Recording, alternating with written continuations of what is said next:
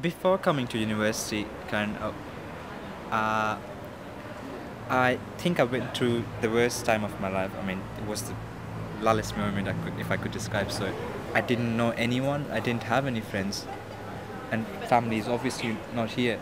So that link was completely missing, and you knew that you had to establish new links here to be able to survive comfortably and to in some ways engage in the community. Now when I'm looking back, I think this is what my problem was, or this is what I should have done, and this is how I should have done.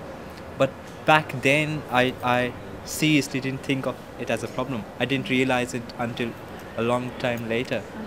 But then in some small instances you make changes, and then life starts to change a bit, and it changed for the better. But it was making those changes, getting out and talking to people, which helped a lot. So how come, with all of those challenges, that you didn't just go into your shell? I did to start off with. I did. It's very easy, and it's the most natural response that comes to me. But then there's this ambition and this goal that I've always had to prove myself and achieve things. And there are few things that triggers the ambition back, and then I can overcome, you know? Like for me, Rocky is great. I always watch the whole Rocky series. Inspiration. Yes, that works for me. Yeah. And I've seen, and it does. Every time you see that, you see the struggle, and it's like a role model in some ways. So, with what Abby was saying, are there any thoughts that you have? Are there any ideas or any things that you remember about your early days? Coming to uni wasn't really such a challenge, but coming to Australia was, because I'd never been to Australia, let alone Adelaide. And when I punched that into on Google, what came up was a city of carcasses. And I went, oh, where am I going? What is this place? But after I got here, You realised it was full of life. yes, it's all right. But for me, it was a lot easier because I knew the cricket. Yes. Oh, Cricket always helps you. We don't play cricket, so there you go. Yeah, and like Abhishek was saying, well, he would go into his shell. Yeah. I don't. I cry.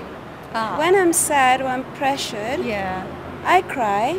I'd usually cry for a few hours, non-stop. And then the next day, you know, I'd usually go in the mirror and look at me, oh, you look awful. You need to do something about this. What am I going to do to solve this situation? It's like, you know, every time I have a challenge, I can't think of a challenge that has been harder than the other, because every time I'm over one, Yeah. there's another one coming up. Yes. So I've become like, I said, well, there are always going to be challenges. So I might as well just keep on training.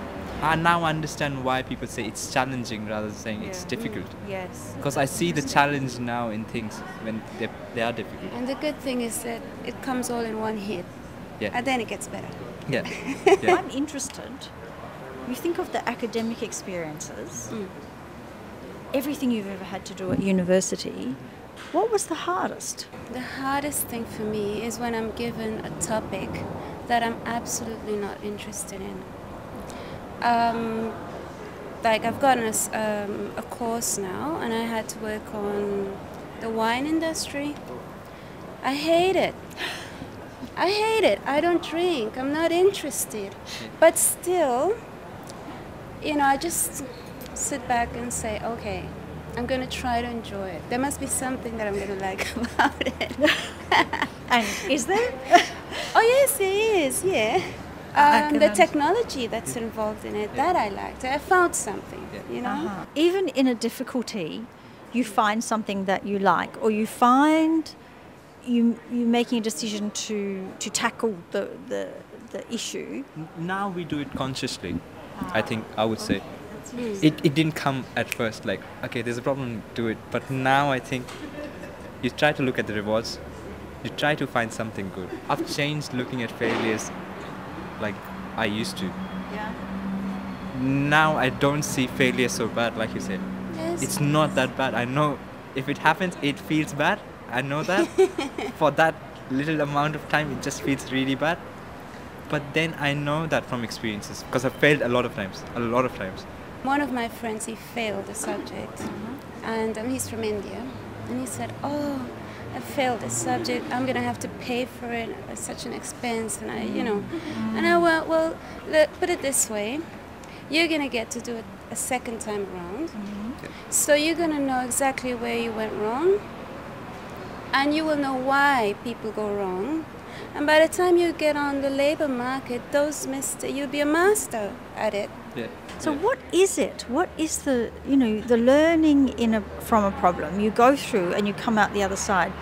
How do you convince someone that this is a good thing? That the learning is not just surviving?